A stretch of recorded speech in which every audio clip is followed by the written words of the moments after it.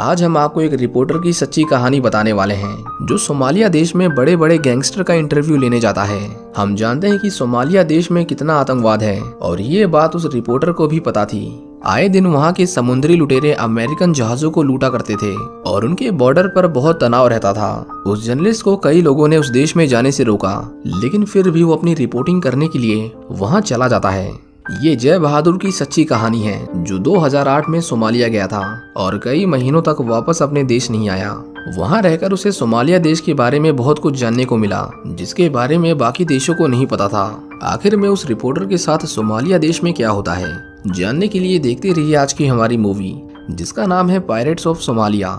इस मूवी की स्टार्टिंग में हम जय बहादुर नाम के एक मैगजीन राइटर को देखते हैं जिसका सपना था एक बड़ा जर्नलिस्ट बनना, लेकिन बिना उसमें अपनी ग्रेजुएशन किए जर्नलिस्ट के लिए अप्लाई कर पाना मुश्किल था। जय बहादुर अक्सर उन टॉपिक्स पर अपने आर्टिकल्स लिखता था जिनके ऊपर ज्यादा लोग ध्यान नहीं देते थे, लेकिन अफसोस उसकी कहानियां कोई नहीं पढ़ रहा था और उसे हर जगह से रिजेक्शन मिल रहा था। कुछ मैगजीन कंपनीज तो उसे लेटर लिखकर भेजती थी ये बताने के लिए कि उन्हें उसका काम पसंद नहीं आया। जय उनके इस तरह के रिस्पॉन्स से बहुत गुस्सा होता था क्योंकि वो दुनिया भर की खबरें छाप रहे थे पर उसकी एक भी नहीं। एक दिन जय अपने घर के बाहर पड़ी बर्फ को साफ कर रहा था, लेकिन पैर फिसलने की वजह से उसकी गर्दन में मोच आ जाती है। जय उसका इलाज करवाने के लिए एक हॉस्पिटल में जाता है और वो नोटिस करता है कि उसके बगल में एक बूढ़ा आदमी बैठा हुआ था। वो दोनों अपनी बीमारी के बारे में डिस्कस करने लगते हैं और बातों ही बातों में वो आदमी जय को अपना नाम सेमोर तोल्बिन बताता है। जय को कुछ देर बाद एहसास होता है कि वो तो एक बहुत फेमस जर्नलिस्ट है जिसे वो अपना आदर्श मानता है। जय उससे मिलकर बहुत खुश था, लेकिन सेमोर को यकीन नहीं हो रहा था कि आजकल के फेसबुक चलाने वाले बच्चे उसके फैन भी हो सकते हैं। वो जय से उसके करियर के बारे में पूछता है, जिस पर जय उसे बताता है कि फिलहाल वो मैगजीन्स के लिए छोटे मोटे आर्टिकल लिखता है पर उसका सपना है कि वो एक बड़ा जर्नलिस्ट बने। वो उससे बताता है कि उसे हार्वर्ड कॉलेज में उसकी डिग्री के लिए एडमिशन लेना है और फिर उसके बाद ही न्यूज़पेपर वाले उसे नौकरी पर रखेंगे। ये सुनकर सेमोर उसे कहता है कि जर्नलिज्म के लिए डिग्री की क्या जरूरत है, वो तो तुम वैसे भी कर सकते हो, बस उसके लिए उसे ऐसी ऐसी जगह जाना पड़ेगा जहां जाने में बड़े बड़े लोगों के पसीने छूट जाते हैं। जे उसके इस आइडिया के बारे में अपने दोस्त से डिस्कस कर रहा था और उसने डिसाइड कर लिया था कि वो सोमालिया जाएगा। उसका दोस्त उसे कहता है कि वहां पर रिपोर्टिंग करके उसे कुछ नहीं मिलेगा और उसे अगर कुछ करना भी है तो उसे वहां के टेररिस्ट का इंटरव्यू लेना पड़ेगा, पर वो काम खतरे से खाली नहीं क्योंकि वो रिपोर्टर्स को मारने से पहले एक बार नहीं सोचते। मतलब वो जे को सोमालिया जाने से रोक रहा था, पर जे का मानना था कि वहाँ पर अब डेमोक्रेसी है और शायद वहाँ हालात इतने बुरे नहीं होंगे जितना कि हमें टीवी न्यूज में दिखाया जाता है। पर उसका दोस्त फिर भी कहता है कि वहाँ के आम लोगों की जिंदगी के बारे में किसी को नहीं जानना, इससे बेहतर है कि वो सूडान जाए जहाँ उसे लिखने के लिए बहुत कुछ मिलेगा। अगले दिन हम देखते हैं कि न्यूज में सोमालियन पायरेट्स के बारे में बताया जा रहा था क्योंकि उन्होंने कमर्शियल शिप को लूटकर वहां के लोगों को बंदी बना लिया था। अब ये सब देखकर जे थोड़ा डर गया था। एक दिन जे को एक अननोन नंबर से फोन आता है। वो आदमी सोमालियन प्रेस से बात कर रहा था। जब उसे पता चलता है कि जे उनके लोगों के बारे में बुक लिखना चाहता है तो वो बहुत खुश होता है क्योंकि ऐसा करने वाला वो पहला विदेशी था। जे बहादुर को पता चलता है कि जिस आदमी से वो बात कर रहा था वो कोई आम आदमी नहीं बल्कि सोमालिया देश के प्रेसिडेंट का बेटा था। जे को तो यकीन ही नहीं हो रहा था कि उसे इतना बड़ा मौका इतनी आसानी से कैसे मिल गया। वो इसके बारे में सेमोर को बताता है, जिसके बाद वो उसे सोमालिया की भाषा सीखने के लिए कहता है जो उसके बहुत काम आने वाली थी। लेकिन जे का सबसे मुश्किल काम अभी बाकी था, जो था अपने घर वालों से सोमालिया जाने के लिए परमिशन लेना। वो उनसे थोड़ा डरा हुआ था, लेकिन अच्छी बात ये थी कि वो उसे रुकने के लिए फोर्स नहीं करते, उसे कहीं भी जाने की आजादी थी। इसके बाद जे बहादुर सोमालिया देश के लिए निकल जाता है। उसे बस ये जानना था कि क्या वहाँ के लोग सच में वैसे हैं जैसा कि उन्हें अमेरिकन मूवीज में दिखाया जाता है। जब वो सोमालिया देश में पहुंचता है तो उसके पास एक सोमालियन आदमी आकर बैठ जाता है। जे कुछ देर के लिए वहाँ पर सो जाता है और जब उसकी आंख खुलती है तो वो खिड़की के बाहर देखता है। उसे एक रिपोर्टर दिखाई देता है जिसे कुछ सोमालियन पायरेट्स गोली मार देते हैं। ये देखकर जे जोर से चिल्लाता है और उसे अपने आसपास उन लोगों की लाशें दिखाई देती हैं जिन्हें सोमालियन पायरेट्स ने मारा था और उनके हाथों में उनकी मौत की खबरें थीं। पर जल्द ही बहादुर को एहसास होता है कि ये सब एक बुरा सपना था। एयरपोर्ट के बाहर उसे अब्दी नाम का एक सोमालियन ट्रांसलेटर पिकअप करने आता है जिसे इंग्लिश भाषा आती थी। जे उससे बात करते करते उसे अपने थंब से ओके कहता है, पर अब्दी उसे समझाता है कि यहाँ पर थंब से ओके कहना एक गलत इशारा है जिसके लिए ये तुम्हें जेल में भी डाल सकते हैं। अब्दी उससे पूछता है कि वो यहाँ किसके बारे में लिखना चाहता है। जब जे उससे बताता है कि वो यहाँ समुद्री लुटेरों के बारे में लिखने आया है तो अब्दी उसे समझाता है कि वो लोग खुद को समुद्री लुटेरे नहीं बुलाते, वो खुद को कहते हैं समुद्र के रखवाले और उनके पास बहुत सारा पैसा है। रास्ते में एक सोल्जर उसे जे के सिर पर हाथ मारकर उसे कार रुकवाने के लिए कहता है क्योंकि उसे ड्रग्स लेने थे। सोमालिया में उसे खाद कहते हैं और जे को पहली बार पता चला कि वहाँ पर ड्रग्स सब्जियों की तरह बिकते हैं। अब्दी उसे कहता है कि ये हमारे देश की बहुत बड़ी समस्या है, लेकिन उनके नए प्रेसिडेंट जल्द इसका कोई हल निकाल लेंगे। वो सोल्जर जे को भी ड्रग्स खाने के लिए कहता है। जे पहले तो मना करता है पर उसे मजबूरन खाना ही पड़ता है। इसके बाद वो दोनों प्रेसिडेंट के बेटे के पास जाते हैं जो शहर में एक न्यूज रूम चलाता था। उसकी सोच बाकी सोमालियन लोगों से अलग थी। उसका मानना था कि सोमालियन पायरेट्स सच में बुरे होते हैं जो उसके देश की इमेज को पूरी दुनिया के सामने खराब कर रहे हैं और उन्हीं की वजह से कई देशों ने उनसे अपने संबंध तक तोड़ दिए थे। वो जे से कहता है कि वो अपनी तरफ से पूरी कोशिश कर रहे हैं ताकि वो पायरेट्स की लीडर जिसका नाम बोया था वो उससे समझौता कर सके, पर ऐसा कर पाना इतना आसान नहीं था क्योंकि लोग उसे सोमालिया का रॉबिन हुड समझते हैं जो गरीबों की मदद करता है और उन्हें खाना देता है, लेकिन उसकी सच्चाई सिर्फ हमें पता है। इसके बाद वो जे को अपने फादर यानी सोमालिया के प्रेसिडेंट से मिलवाता है। प्रेसिडेंट और उसका परिवार पिछले 8 सालों से ऑस्ट्रेलिया में रह रहा था, पर उसके लोगों ने उन्हें वापस अपने देश में लौटने की रिक्वेस्ट की ताकि वो यहाँ के हालातों को सुधार सके। प्रेसिडेंट उससे पूछता है कि क्या यहाँ आते वक्त तुम्हें एक भी स्कूल दिखाई दिया, जिसका जे जवाब देता है कि नहीं, उसने एक भी स्कूल नहीं देखा, क्योंकि इसका कारण ये था कि वहाँ के बच्चों के रोल मॉडल्स वो पायरेट्स हैं जो समुद्र में जहाजों को लूटते हैं, ना कि कोई मेरे जैसा पढ़ा लिखा सभ्य इंसान। वो जे से पूछता है कि उसने अपनी किताब का नाम क्या रखा है, लेकिन अभी तक जे ने उसके बारे में कुछ सोचा नहीं था। वो कहता है कि पायरेट्स ऑफ सोमालिया नाम कैसा रहेगा, पर प्रेसिडेंट को वो पसंद नहीं आता। हम देखते हैं कि उन्होंने जे की सिक्योरिटी के लिए पूरा इंतजाम कर रखा था। उन्होंने उसके लिए इंटरनेट भी लगवाया था जो सोमालिया देश में बहुत कम लोगों के पास होता है। जे का कमरा पूरी तरह से लॉक था, उसे खिड़की तक खोलने की परमिशन नहीं थी क्योंकि इससे उसकी जान को खतरा हो सकता था। जे उस रात वहीं पर सोता है। अगली सुबह जब उसकी आंख खुलती है तो उसके कमरे में बहुत अंधेरा था। हालांकि उसे खिड़की खोलने से मना किया गया था, लेकिन फिर भी वो उसे खोलकर बाहर का नजारा देखने लगता है। बहादुर वहाँ के लोगों को रिकॉर्ड कर रहा था और तभी उसे वहाँ पर एक लड़की दिखाई देती है जो बार बार उसे देख रही थी। अब्दी उसे बताता है कि उसका नाम मरियम है और वो गराड की वाइफ है। गराड एक बहुत बड़ा समुद्री लुटेरा था और उसने बहुत सारी लड़कियों से शादी कर रखी थी जो उसके लिए खाद बेचने का काम करती हैं। जे उस आदमी का इंटरव्यू लेना चाहता था, पर अब्दी उसे बताता है कि वो आदमी बहुत खतरनाक है, इसीलिए बेहतर यही है कि वो उससे मिलने की ना सोचे। अब्दी उसे बताता है कि हमें बोया मिल गया है और आज हमें उससे मिलने जाना है। वो उससे जितने सवाल पूछना चाहता है पूछ सकता है। इसके बाद वो दोनों बोया से मिलने जाते हैं। जे उसे रिक्वेस्ट करता है कि अगर इनमें से कोई उसे गोली मार दे तो वो उसकी बॉडी को उसके देश वापस पहुंचा दे, पर अब्दी उसे कहता है कि वो चिंता ना करे, ऐसा कुछ भी नहीं होगा। इसके बाद जे बोया से बहुत सारे सवाल पूछता है, जैसे कि वो जहाजों को कैसे लूटते हैं, वो अपने लोगों को ये सब करने के लिए कैसे मनाता है और बहुत कुछ। लेकिन जे को उस इंटरव्यू से एक बात समझ आती है कि वो मानने को तैयार नहीं कि वो कुछ गलत कर रहे हैं। जे उसका इंटरव्यू ले ही रहा था कि तभी बोया वहाँ से उठकर चला जाता है क्योंकि उसे जे से ड्रग्स चाहिए थे जो जे अपने साथ नहीं लाया था, क्योंकि उसे पता ही नहीं था कि इस इंटरव्यू के बदले उसे ड्रग्स देने पड़ेंगे। जे हर दिन अपनी किताब में कुछ न कुछ लिख रहा था और साथ ही साथ वो अपने देश में एवरिल नाम की एक लड़की से बात करके उसकी लिखी किताब के लिए एक पब्लिशर ढूंढ रहा था जो उसकी बुक को छाप सके।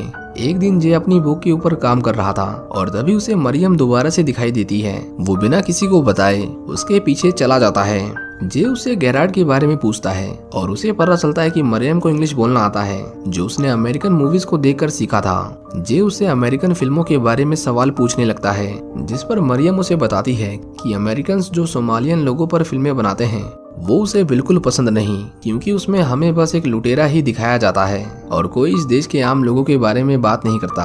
वो जे को ये भी बताती है कि यहाँ बस तुम्हारे बारे में ही बात होती है और उन्हें उम्मीद है कि तुम हमारे बारे में कुछ ऐसा लिखोगे जो इस देश के लिए जरूरी है, न कि वो जो पूरी दुनिया सुनना चाहती है। जे उससे थोड़ा खाद खरीदता है जिसके बदले में उसे बोया से एक बार फिर से मिलने का मौका मिलता है और इस बार वो नशे की हालत में उससे सवाल पूछता ही रहता है और बोया के जवाब उसके टेप रिकॉर्डर में रिकॉर्ड हो रहे थे। इसी तरह जे को सोमालिया में रहते हुए 3 महीने बीत जाते हैं और उसने बहुत कुछ लिख लिया था।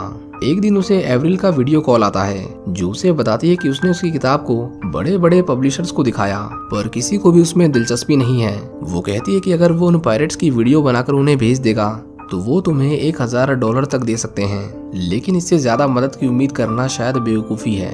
ये सुनकर जे को बहुत गुस्सा आता है और वो खुद के ऊपर चिल्लाने लगता है। वो देर रात को अब्दी के पास आता है और उसे सारी सच्चाई बता देता है। वो कहता है कि वो कोई फेमस रिपोर्टर नहीं है, और ना ही उसके पास किसी बुक का कॉन्ट्रैक्ट है।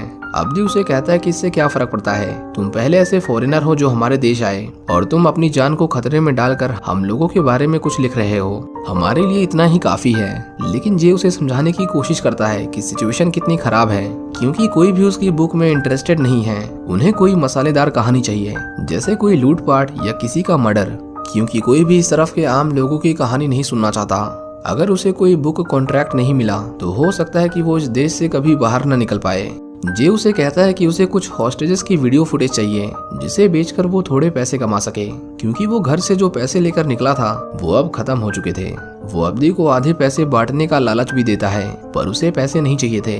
वो चाहता था कि दुनिया उसके देश को सिर्फ समुद्री लुटेरों की वजह से ना जाने, उन्हें पहचान चाहिए थी ताकि वो सिर उठाकर चल सके। अब्दी उसे समझाता है कि उन पायरेट्स के पास जाना अपनी जान को खतरे में डालना है, क्योंकि उसके बाद हम तुम्हें सिक्योरिटी नहीं दे पाएंगे। पर वो उसे कहता है कि वो चिंता ना करे, वो उसे गैराड से मिलवाने वाला है, क्योंकि उसे एक ट्रांसलेटर की जरूरत है और वो थोड़ी देर के लिए उनकी मीटिंग अरेंज करवा सकता है। जय के पास शायद ये आखिरी मौका था कुछ बड़ा करने का, इसलिए वो मरियम से मिलने जाता है और उससे गैराड के बारे में पूछने लगता है। पर मरियम ने भी उसे कई महीनों से नहीं देखा था। वो जे को बताती है कि कोशिश करना कि तुम उसके कपड़ों की तारीफ करो, क्योंकि उसे अपने पहनावे पर बहुत घमंड है। इसके बाद हम देखते हैं कि जे गैराड का इंटरव्यू लेने जाता है, लेकिन उसके लिए ये इंटरव्यू शायद सबसे मुश्किल था, क्योंकि गैराड के हर शब्द के बाद ऐसा लग रहा था कि वो जे को गोली मार देगा। पर किसी तरह जे उस इंटरव्यू को पूरा करता है और उसे पता चलता है कि उसके पास 800 से भी ज्यादा हाईजैकर्स हैं जो उसके लिए लूटपाट का काम करते हैं। जय अपनी किताब को पूरा करने में जोरों शोरों से लगा हुआ था, लेकिन एक दिन अब्दी उसके पास आता है और उसे कहता है कि एक जर्मन शिप वहां से जाने वाला है। प्रेसिडेंट के उस शिप के पायरेट के साथ बहुत अच्छे कनेक्शन हैं, इसलिए अगर तुम यहाँ से निकलना चाहते हो तो ये सबसे अच्छा मौका है। जे को अब लिखने के लिए बहुत कुछ मिल गया था, इसीलिए वो अपने घर जाना चाहता था। अब्दी उसे कहता है कि प्रेसिडेंट के बेटे ने उससे $500 की डिमांड की है उसकी इतनी सिक्योरिटी और खातिरदारी के लिए। पर जे उसे बताता है कि अब उसके पास एक भी पैसे नहीं है, उसने सारे पैसे ड्रग्स लेने में खर्च कर दिए हैं। वो कहता है कि जैसे ही उसकी बुक पब्लिश हो जाएगी वो उसे पैसे भिजवा देगा। लेकिन अब्दी के लिए ये बात प्रेसिडेंट के बेटे को समझाना बहुत मुश्किल था, पर फिर भी वो खुद को रिस्क में डालकर जे को वहाँ से निकालने के लिए तैयार था, इस उम्मीद में कि जे उनके देश जाकर उनके लिए पैसे भेजेगा। इसके बाद वो दूसरे शहर के लिए निकल जाते हैं। जय वहाँ कुछ सोमालियन लोगों से मिलता है जो उसे अपनी अपनी कहानियां बता रहे थे और वो चाहते थे कि जय अपनी किताब में उनके बारे में लिखे। एक लेडी उसे सोमालिया के स्कूलों के बारे में बताती है जो बाढ़ में बह गए थे और फिर दोबारा कभी नहीं बनाए गए। लेकिन वो यहाँ पूछते हैं जे से सबसे जरूरी सवाल कि उसने अपनी किताब का नाम क्या रखा है, पर अभी तक भी जे ने अपनी किताब का नाम नहीं सोचा था। अगले दिन वो उन पायरेट्स के पास जाते हैं। वो अब्दी से तो बहुत अच्छे से बात कर रहे थे, उसके गले भी लग रहे थे, लेकिन वो जय को अपने साथ ले जाने को तैयार नहीं थे। जय को पता था कि अगर उसने उन्हें रिकॉर्ड किया तो न्यूज वाले उसे $1000 देंगे, इसीलिए वो बिना कुछ सोचे समझे उनके सामने आ जाता है और उसके ऐसा करते ही वहाँ माहौल बहुत गर्म हो जाता है। जे के सिर पर लगभग 5 से 6 लोग बंदूक तान कर खड़े हो गए थे, लेकिन अच्छी बात ये थी कि वो उसे शूट नहीं करते। वो पायरेट्स उन्हें अगली सुबह आने को कहते हैं, लेकिन अगले दिन जब जे की आंख खुलती है तो वो देखता है कि पायरेट्स उसे अकेले छोड़कर वहां से चले गए थे, क्योंकि उन्हें लगा कि वो एक जासूस है। जे की बुक तो पूरी हो गई थी, लेकिन वहां से बाहर निकलने के लिए उसे पैसे चाहिए थे। एक दिन उसे उसके डैड का फोन आता है। वो बहुत घबराए हुए थे, क्योंकि उस समय 8 से 12 अप्रैल के बीच कुछ सोमालियन पायरेट्स ने अमेरिकन शिप को लूटने की कोशिश की थी। उस शिप के कैप्टन का नाम रिचर्ड फिलिप्स था। प्रेसिडेंट का बेटा जे से कहता है कि कैप्टन फिलिप्स और उनका सारा क्रू सही सलामत रेस्क्यू कर लिए गए हैं, लेकिन इसमें 3 पायरेट्स की मौत हो गई है और एक को गिरफ्तार किया गया है, जिसकी वजह से देश में बहुत अफरा तफरी है। वो उसे बताता है कि पायरेट्स ने अमेरिका को वार्निंग दी है कि अगर उनके देश में कोई भी फॉरेनर दिखाई दिया तो वो उसे मार देंगे, जिसका मतलब ये था कि अब जे की जान खतरे में थी। वो किसी भी हालत में जे को उसके देश सही सलामत भेजना चाहते थे। और यहाँ अच्छी बात ये थी कि जे के घर वालों ने उसके अकाउंट में पैसे भी भेज दिए थे। जे कहता है कि अगर कैप्टन फिलिप्स वाली हाईजैकिंग के पीछे बोया का हाथ है तो वो एक आखिरी बार उसका इंटरव्यू लेना चाहता है। उसके लिए सड़कों पर घूमना खतरे से खाली नहीं था, पर वो किसी तरह बोया का तीसरा और आखिरी इंटरव्यू ले लेता है। लेकिन उसे पता चलता है कि इस हाईजैकिंग के पीछे उसका हाथ नहीं था। बोया कहता है कि वो एक बार मरियम से बात करे, उसे इसके बारे में जरूर पता होगा।